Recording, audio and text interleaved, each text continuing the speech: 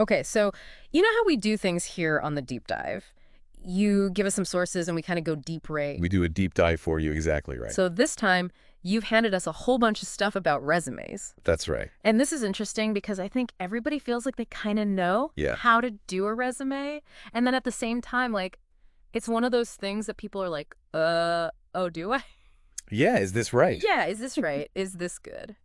Absolutely. And I think there's always something new to learn about resumes, right? Like Yeah. the advice changes and what employers are looking for changes. Right. So it's always good to take a fresh look at things. Yeah. So we have a bunch of blog posts you gave us.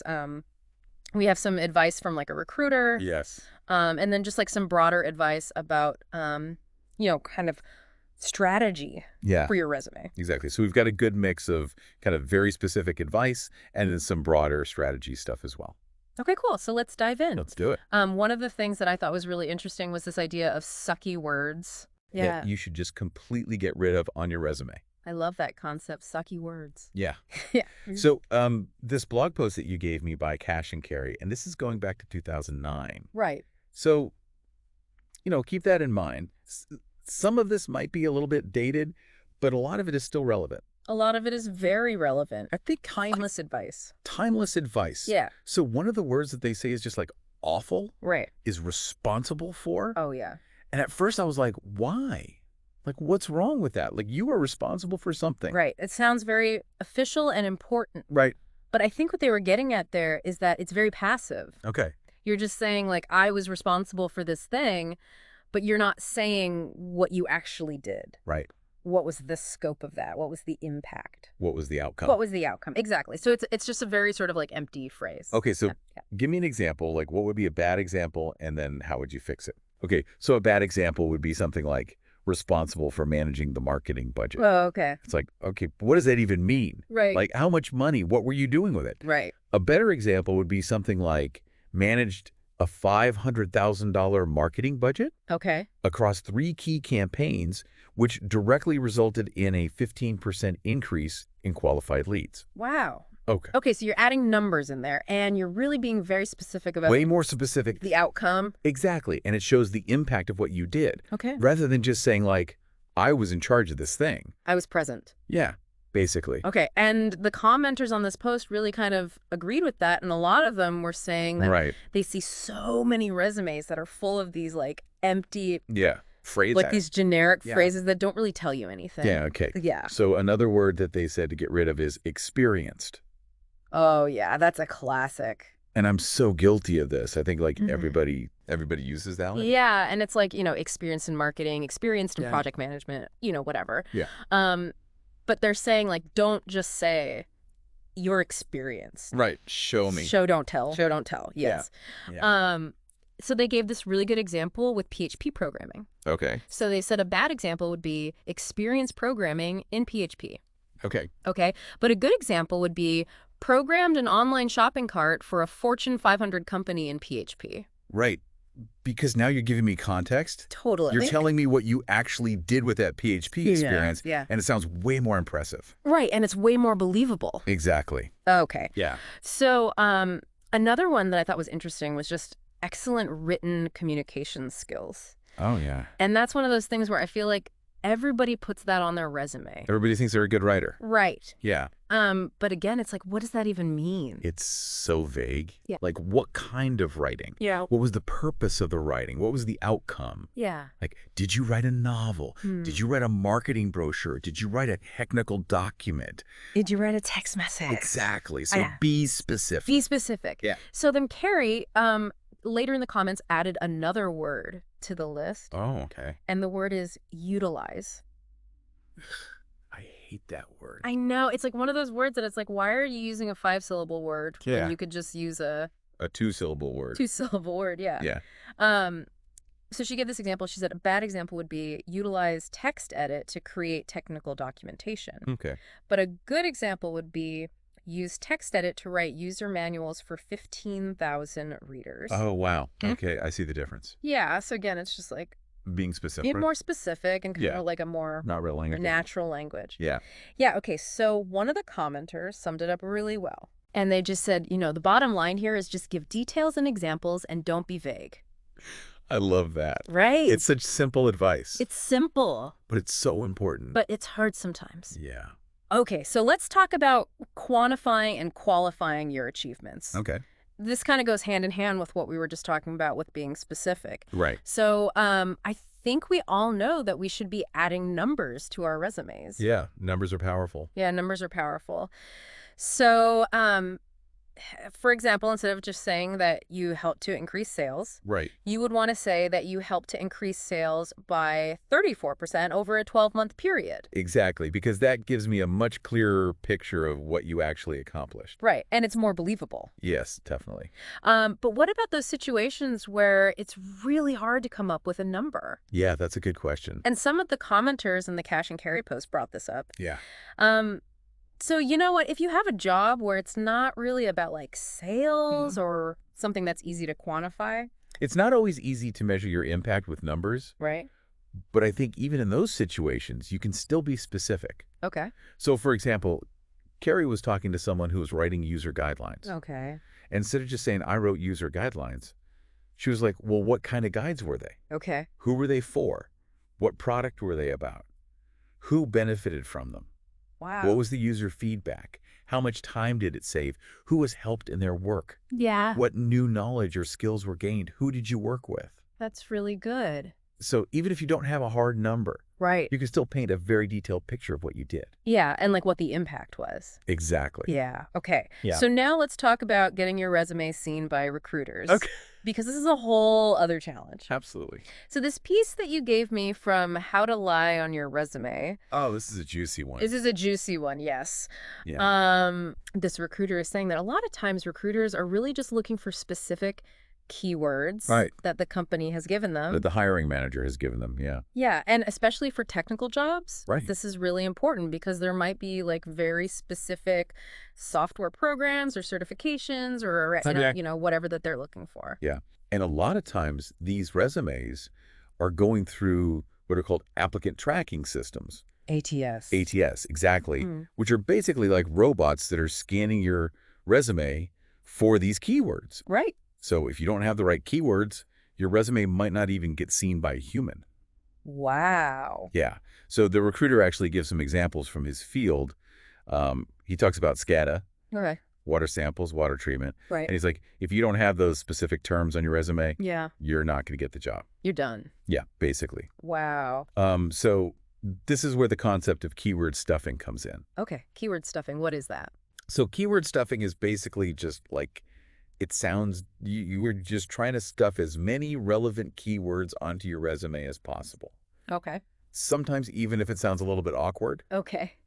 the goal is just to get past those ATS systems. Get past the robots. Yeah, get past the robots. Okay. And then hopefully a human will actually read your resume. Okay. So that kind of goes against what we were talking about earlier with Yeah. the sucky words. It does seem a little bit contradictory. Yeah. But I think the difference here is that we're talking about different types of keywords. Okay. So the sucky words are those generic, Okay. kind of meaningless words like detail-oriented, Right. team player, results-driven. Nobody's searching for that. Exactly. Nobody's searching for that. Okay. But the keywords that we're talking about here are very specific technical skills or industry jargon. Okay. So those are the keywords that you actually want to stuff onto your resume. Okay. Yeah. So I guess it's like being strategic about which keywords you're using. Exactly. Oh. Okay. So how do you find the right keywords? Well, the best place to start is the job description. Okay. Read it carefully Mhm. and look for the specific terms that they're using. Okay. And then try to incorporate those terms into your resume. Okay, that makes sense. Yeah. So now let's move beyond just getting past the ATS Okay. and talk about like how to actually make your resume stand out. Right, because getting past the ATS is just the first step. It's just the first step. You Yeah. still need to impress a human. Absolutely. So this article, Write a Masterpiece of a Resume, talks about this idea of your resume being a marketing document. I love that. Right. Yeah. It's like you're selling yourself. You are selling yourself. You're a product. You are the product. Yeah. And your resume is your marketing brochure. Okay, so if I'm a product, what am I selling? Well, you're selling your skills, your experience, your qualifications, Okay. but you're also selling the benefits that you can bring to the employer. Okay. So you need to think about what are their needs and how can you meet those needs. Okay, so I need to really think about the employer Yeah, and what they're looking for. exactly. Put yourself in their shoes. Okay. Yeah. So this article also had this really scary statistic Oh, yeah? What's that? that recruiters only spend an average of 6 seconds looking at each resume. 6 seconds. 6 seconds. That's it. That's it. Wow. So you really have to make a good first impression. You really do. Yeah. You've got to grab their attention immediately. Okay, so how do I do that? Well, one way is to tailor your resume to each job that you apply for. Okay.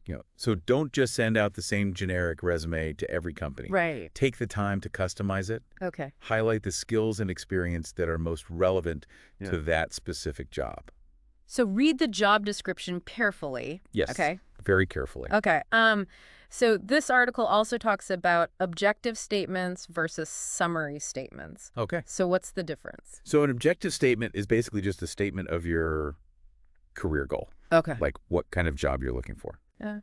The article actually gives a good example for someone who's looking for a software sales position. Okay. The objective statement is to obtain a challenging and rewarding software sales position where my proven skills and experience in sales and customer service will contribute to the company's success. Okay, so it's very specific to that job. Very specific. Okay. Yeah. What about a summary statement? So a summary statement is more of a brief overview of your key qualifications and achievements. Okay. It's kind of like an elevator pitch for your resume. Okay. The article says that this might be the only section that the recruiter actually reads Wow. because they're so busy and they're only spending 6 seconds on each resume. Right. So you really need to make this section count. Okay, so what goes in a summary statement? Well, it should include things like a brief professional self-description, Okay. your primary areas of expertise, a few of your most impressive skills, and maybe a brief mention of your career goals. Okay, so it's kind of like a condensed version of your whole resume. Exactly. Okay. Yeah. So the Open Colleges source actually recommends using a summary statement instead of an objective statement. Interesting. Okay. So it seems like there's some debate about which one is better. Yeah, I think it really depends on the specific job in the industry. Okay. But I think in general, a summary statement is probably more versatile. Okay. Yeah. So let's talk about the actual formatting of your resume. Okay. So what are some of the key things that we need to keep in mind? Well, first of all, you need a clean professional header. Okay. So that means your name, your contact information, Okay. and make sure you're using a professional email address. No crazy email addresses. Crazy email addresses. Okay. Yeah, like if you're still using like your high school email address. Yeah, like band name 69. Yeah, exactly. It's time to get a new one. Yeah. Okay. You should also include your local address if possible. All right. And a clear phone number. Okay. What about education? So for education, you should list the names of the schools that you attended and the degrees that you earned. But there's some debate about whether you should include your GPA Okay. and your graduation year. Okay. Some people say that you should leave those out, especially if you're more experienced, Okay. because it can lead to age discrimination. Oh, wow. I didn't know that. Yeah. Okay. But if you have a really high GPA in a relevant field, Okay. then you might want to include it. Okay. So it depends. It depends. Okay. Yeah. So for work experience, we've already talked about this a little bit. Right. But the bullet points under each job should really be focused on your achievements and results. Yes. Not just your responsibilities. Not just your duties. Right. Yeah. You want to show the impact that you made Okay. and use numbers whenever possible. Okay. Yeah. You should also have a skills section Yes. where you list your relevant technical skills and soft skills. Exactly. And tailor it to the job description. Okay. Yeah. What about other sections like community involvement or professional organizations? Yeah, those could be good to include, especially if you're earlier in your career or if you don't have a ton of work experience. Okay. It shows that you're well-rounded. Okay. Yeah. What about the length of the resume? Okay, so there's some debate about this. Okay. The Art of Manliness says that it should be 1 page, Okay. no matter what. Wow. Even if you have like 20 years of experience. Even if you have 20 years of experience. Wow. Okay. Yeah, they say that you can always provide more information later if they're interested. Okay. But write a masterpiece of a resume says that it can be longer if you need more space. Okay. So it depends. It depends. Okay. But regardless of the length, it should be consistent in terms of formatting Yes, and language. Consistency is key. Okay. Yeah. And obviously no typos. Oh my God, no typos. No typos. Proofread. Proofread. Proofread. Proofread. Yeah. Okay. So the last thing I want to talk about is this article How to lie on your resume. Okay. Now, obviously, we are not endorsing lying, No, no, no. but this article is written from the perspective of a recruiter. Right. And I think it's interesting to hear what they have to say. It's definitely an interesting perspective. Yeah. Yeah. So what are some of the things that they say you should absolutely not lie about? Okay. So they say you should never lie about your education, Okay. your previous employers, Yeah. your job titles, your dates of employment, Okay. unsolicited references. Okay. So basically anything that can be easily verified. Exactly. Okay. Yeah. Those are the things that will get you caught. Okay. And if you get caught, you're done. You're done. Yeah. Okay.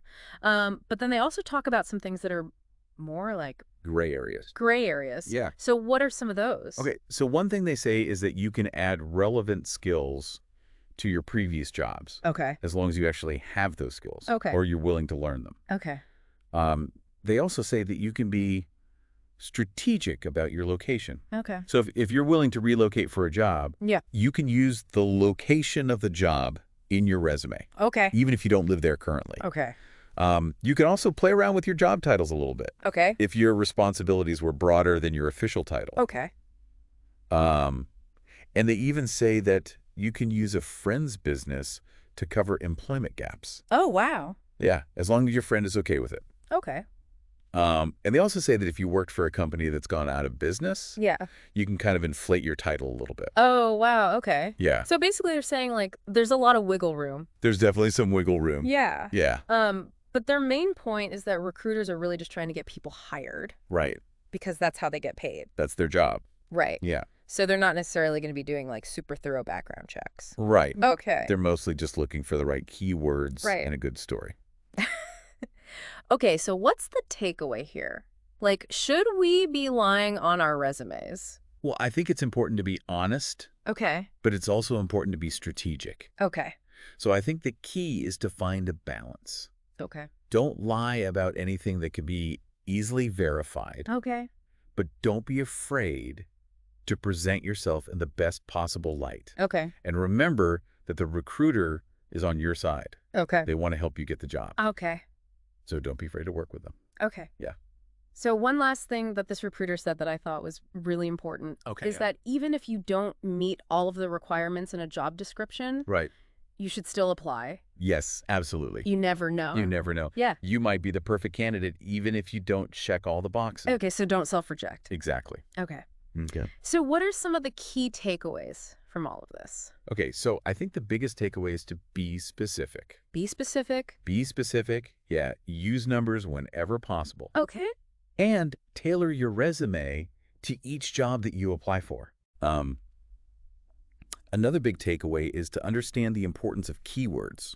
Okay. Make sure you're using the right keywords for the job that you're targeting. Okay. And remember that your resume is a marketing document. Right. You're selling yourself. I'm a product. You're a product. Yeah. So make sure you're presenting yourself in the best possible light. Okay. Yeah. And lastly, remember that your resume is not a static document. Right. It's something that you should be constantly updating and refining. Exactly. Yeah. Yeah. So I guess the final question is, Yeah. how can you best position your unique skills and experience to resonate with potential employers? That's a great question. It is a great question. And I think the answer is different for everyone. Yeah. But I think the key is to really think about what makes you unique. Thanks. What are your strengths? What are your passions? Yeah. And then find a way to communicate those things in your resume. Yeah. Yeah. Awesome. Well, thank you so much for sharing all of this with me. Of course, it's my pleasure.